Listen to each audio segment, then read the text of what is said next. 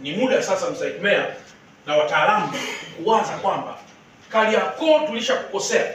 Kuna wakati fulani biashara zieleweke ziko wapi. Hapa pangeni basi.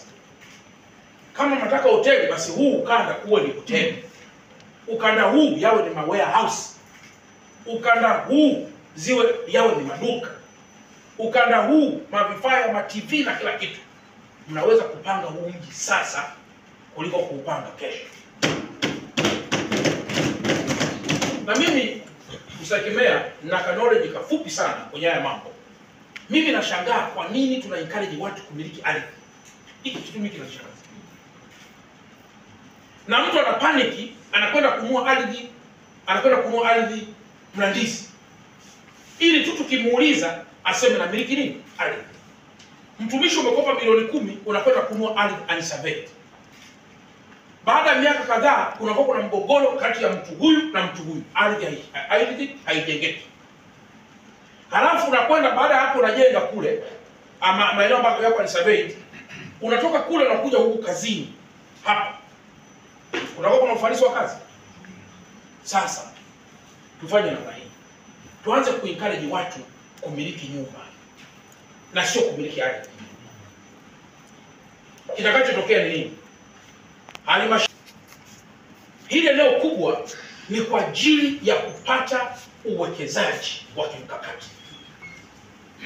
Unakwenda China, unasema sisi we have land.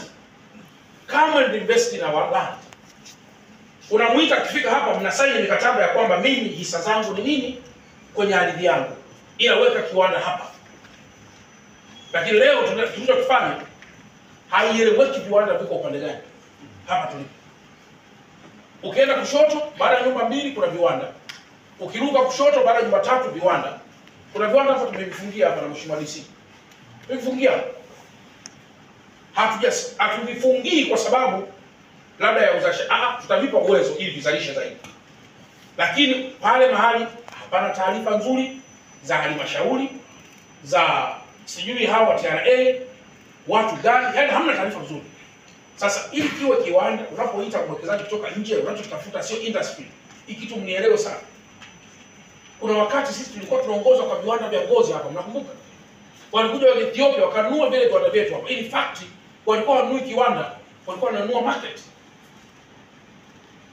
Yale majumba yale yote yale baada ya muda wakasitisha uzalishaji, wakakuza uzalishaji kwao, sisi tukawa importing country.